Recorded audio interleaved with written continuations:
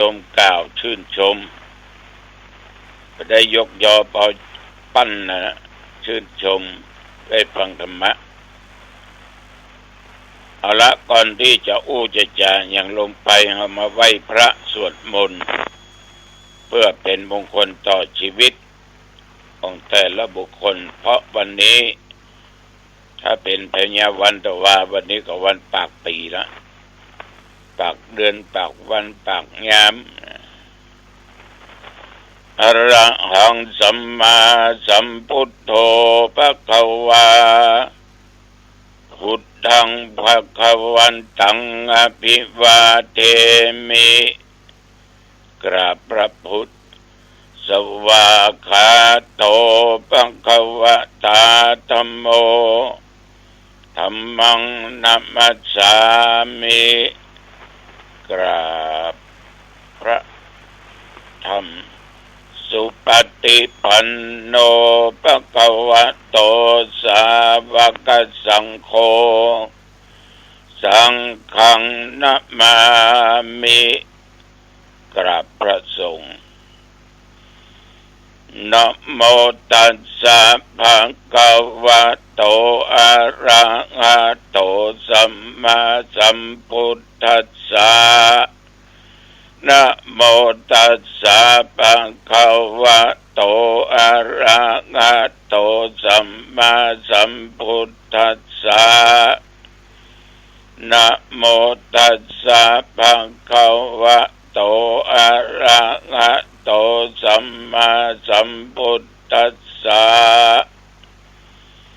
พุทธังสรณังคัจฉามิธัมมังสรณังคัจฉามิสังฆังสรณังคัจฉามิตุติยัมปิพุทธังสรณังคัจฉามิตุติยัมปิธัมมังสรณังคัจฉามิตุติยัมปิสังฆังสรณังคัจฉามิตติยัมปิพุทธังสรณังคัจฉามิตติยัมปิธัมมังสรณังคัจฉามิตติยัมปิสังฆังสรณังคัจฉามิต่อไปรับเอาศีลเนอปานาติปาตาเวระมณีสิกขาปัตตังสมาธิยามิศีลสิกขาบทนี้ห้ามบังฆ่าสัตว์ตัดชีวิตอาตินนาตานาเวระมณีศีลสิกขาบทนี้ละเว้นจากการลักการขโมยเอาของที่เจ้าของเพิ่นบ่ได้ฮื้อกาเมสุมิจฉาจาระเวระมณีสิกขาปัตตังสมาธิยามิ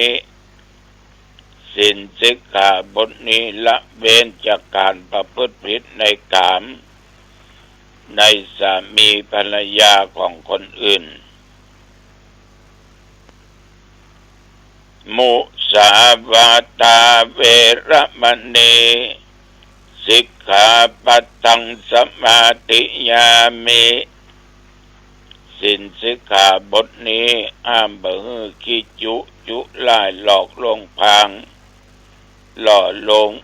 กำหยาบเพ้อเจ้อสุราเมรยะมัจจปมาทฐานาเวระมณีสิกขาปัตตังสมาธิยามิศีลสิกขาบทนี้ห้ามดื่มเหล้าเมลัยของมึนเมา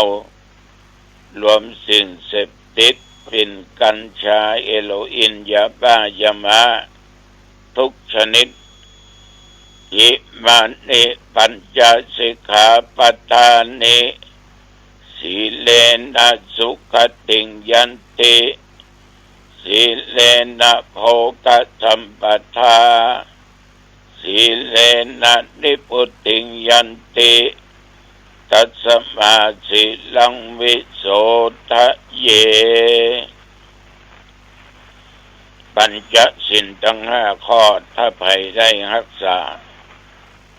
จะมีความสุขกายสุขใจถึงชาตินี้ชาติหน้าจะมีโภคะสัมปติปัจจัยเงินทองสิ่งของเพราะตั้งอยู่ในศีลในธรรมนอกจากนั้นเอาจะมีโภคทรัพย์ได้ก็เพราะศีลแก้วแหวนเงินทองทรัพย์ในปัจจุบันและอนาคตภพหน้าศีลข้อนี้ถ้าหากว่าจักถึงนิพพานได้ก็ต้องปฏิบัติตามข้อศีลแล้วใจสติปัญญาพิจารณาตึกตองดูข้อบกพร่องดูข้อศีลว่าข้อไหนที่มันด่างพร้อยก็แก้ไขปฏิบัติอิติปิโสภะคะวะอะระหังสัมมาสัมพุทโธวิชชาจารณะสัมปันโนสุขโตโลกวิทูอนุตตโรปุริสัทธัมมสารติสัทธาเทวมนุษย์สานังพุทโธภควาติยันตุนิมิตังอวะมังคะลัญจาโยจัมปนาโพสกุณัสสะสัทโธปะปะกะโอโทสุปินังอากันตังพุทธานุภาเวนะวินาสเมนตุสวากขาโตภะคะวะตาธัมโมสันติติโกอากาลิโกเอหิปัสสิโกโอปัญญิโกปัจจตังเวทิตัพโพวินโยหิติยันตุนิมิตังอวะมังคะลัญจาโยจะมานาโพสกุณัสสะสัทโธ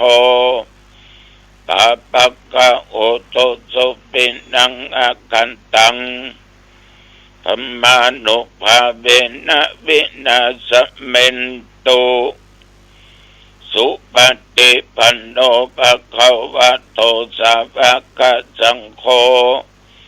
อุชุปฏิปันโนภะคะวะโตสาวกสังโฆ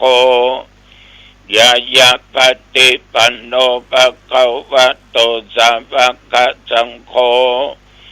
สามิจิปฏิปันโนภะคะวะโตสาวกสังโฆ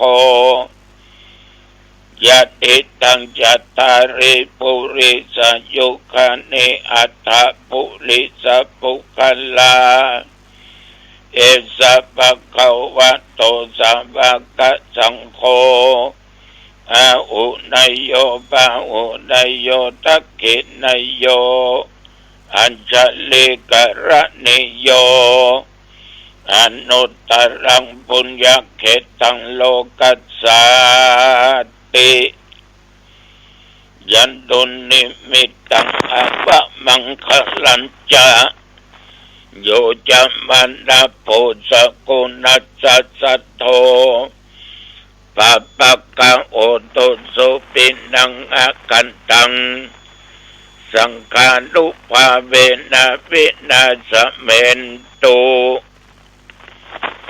ยะโตอังภะกินิอลิยยะชาติยะชาโต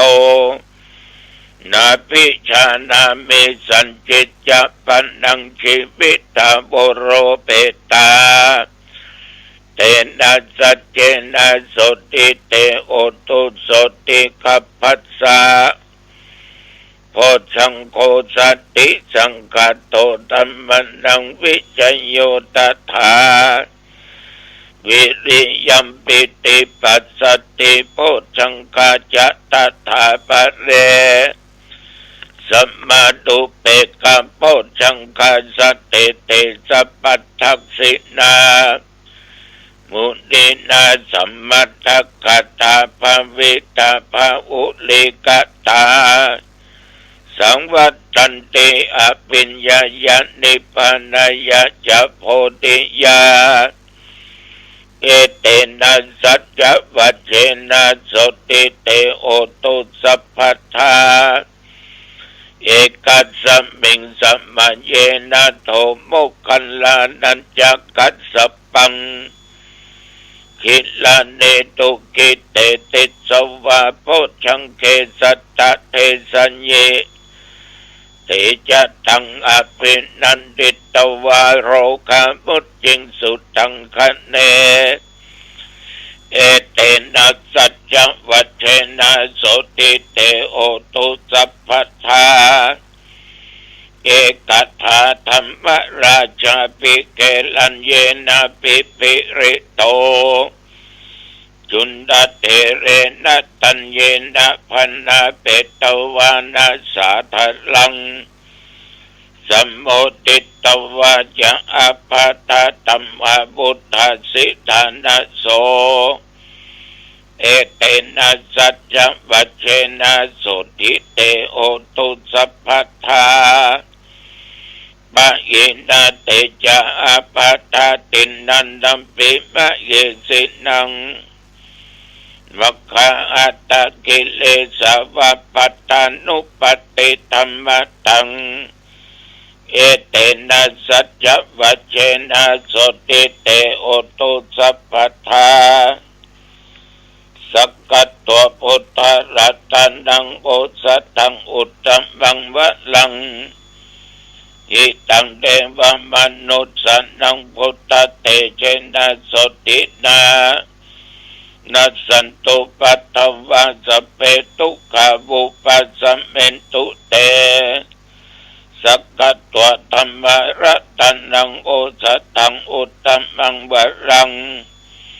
ปะลิลาหูปัสสมานังธรรมเตเจนะโสตินานัสสันตุปัตถวาสเปโลกาวุปัสสเปพยาวุปัสสเมนตุเตสักกัตตัวสังขรัตนังโอสัตตังอุตตัมมังวะรังอาหุนายังปะหุนายังสังฆเตเจนะโสตินานัสสันตุปัตถวาสเปโรกาวุปัสสเมนตุเตนัตถิเมสระนังอัญญังพุทโธเมสระนังวะลังเอเตนะสัจจวัจเจนะโหตุเตชยมังคะลังนัตถิเมสระนังอัญญังธัมโมเมสระนังวะลังเอเตนะสัจจวัจเจนะโหตุเตชยมังคะลังนัตถิเมสระนังอัญญังสังโฆเมสระนังวะลังเอเตนะสัจจวัจเจนะโหตุเตชยมังคะลังอติอุณอัสสะวิจัยโยธัมโมโลเกอนุตตโลสัพพสัตตะอิตัตถยะตังตวังกันอาเอเตวะเตปริวัชเชละจะตันเตอะมโนเสหิภวะเกพยัคเขนะเขปุริเสปุเตอะกัลละมัลลันเดนะวาสัพพัสสมะมัลลนามุตตุระเปตัวกาลมาริตังตัสเสวะอนุภาเวนะโอตุเตโปสุขิสัทธาสุตตาสิลังสมาทายะธัมมังสุจาริตังจะเลตัสเสวะอนุภาเวนะโอตุเตโปสุขิสัทธา ติกิตังจินติตังบูชังคาระนังวัจนังคารุงปะเลสังเตสนังสุตวตัสสะอายุปวัตติติภวตุสัพพมังคลังรักขันตุสัพพเทวตาสัพพพุทธานุภาเวนะสัทธาโสติภวันตุเตภวตุสัพพมังคลังรักขันตุสัพพเทวตาสัพพธรรมานุภาเวนะสัทธาโสติภวันตุเตภวตุสัพพมังคลังรักขันตุสัพพเทวตาสัพพสังฆานุภาเวนะสัทธาโสติภวันตุเต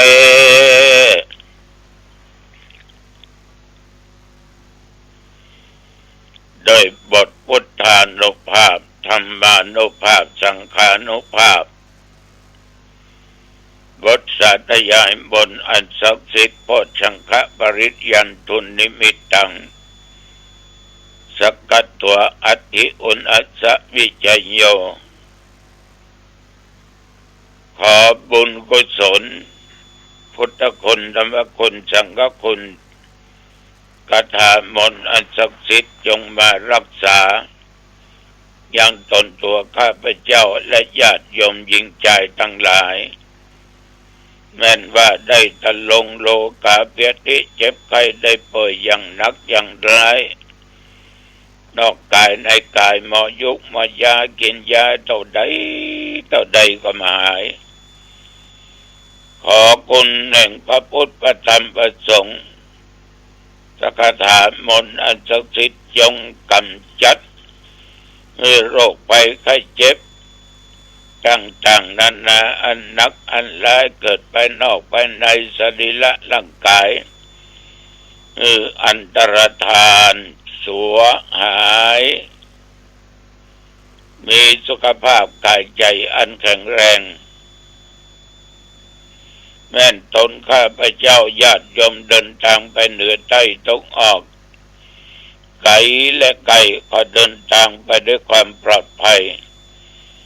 ปราศจากโจรภัยทักภัยบาตภัยอัคคีภัยทุกขภัยอุบัติภัยอย่าได้มากำมากายมีความสุขกายสบายใจ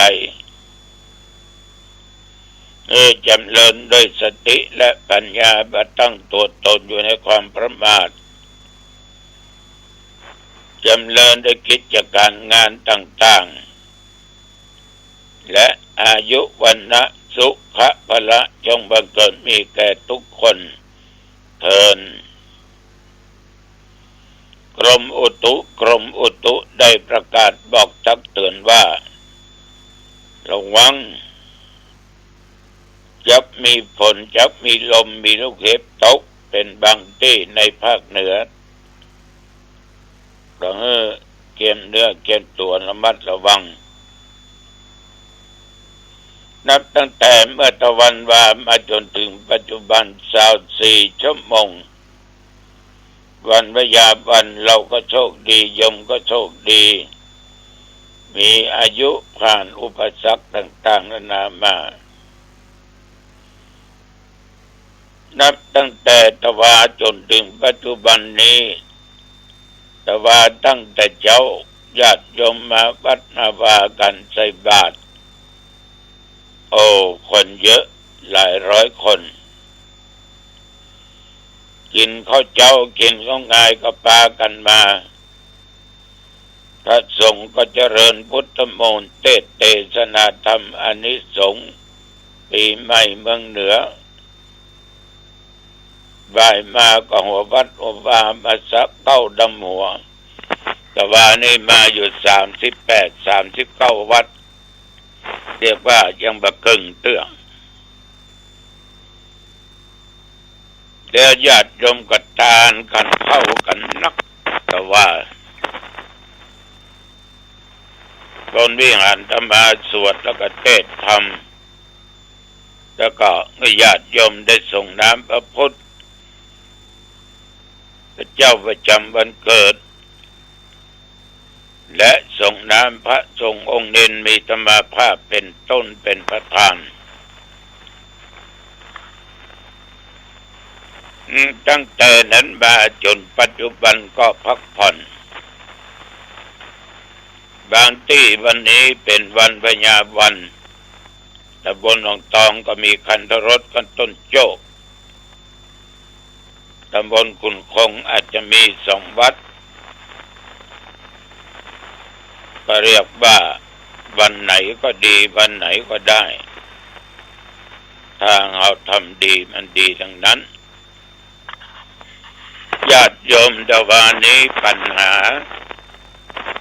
กบินพรหมที่ถามธรรมบาละว่าเมื่อเจ้าราศีอยู่ไหนกลางวันราศีอยู่ไหนตกกลางค่ำกลางคืนราศีอยู่ไหน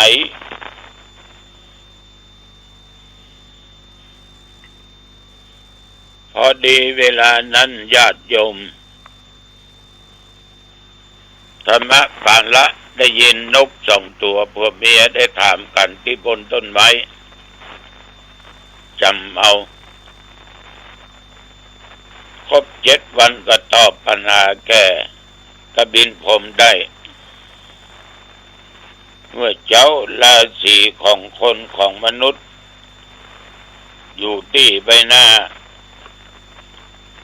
ท่านทั้งหลายคนเราจะปาเอากันนี่เอาน้ำมาล้างหน้าล้างตามันเป่งปังมีสง่าราศีไม่ใช่เหงาซกตกฉะนั้นลุกมาแล้วล้างหน้าเนอะตอนกลางวันราศีมนุษย์คนเราอยู่ที่หน้าอกน้ำเย็นๆมาลูบมาอย่างก็ชื่นอกชื่นใจดีอกดีใจตกเย็นมาราศีนั้นก็อยู่ที่เท้าอยู่ที่ตีนเพราะเตวไปมาใช้งานวันค่ำก่อนจะพักจะผ่อนเข้าห้องเข้าหอเข้านอนไปล้างเท้าอย่างก่อนพอตัดที่เท้าหอน่ะฝ่าเท้าเป็นที่เส้นประสาททุกส่วนนั้นมันมาอยู่ที่หั่นฉะนั้นเมื่อธรรมบาละตอบปัญหาได้กบินพรหมก็เลยการตัดหัวตัวเก่าแต่ก่อนจะตัดก็สั่งให้ลูกสาวเปิ้นมีนักถึงหมดที่7 คนว่าลูกเขยหัวพ่อนี่ตกโลกมนุษย์นั้นแข็งแห้งจะแล่นจะเกิดเป็นปืนเป็นไฟนะฉะนั้นขอลูกทุกคนเนี่ยปีไหนปีใดเปลี่ยนกันเอาขันมาใส่หัวพ่อใส่ไว้ในถ้ำเนื้อสั่งลูกตั้งคนเก่าถึงคนสุดท้ายสุดท้องเพราะว่ากบินพรหมเนี่ยมีไผตัดเพิ่นตัดคนเดียวฉะนั้นญาติโยมเป็นอันว่ากบินพรหมการเจ้าธรรมบาละอันนี้ฝากไว้กับญาติกับโยมเอาละญาติโยมเห็นว่าเวลาพอสมควรอายุวันโนสุขังพลังพบกันใหม่โอกาสหน้าเจริญพร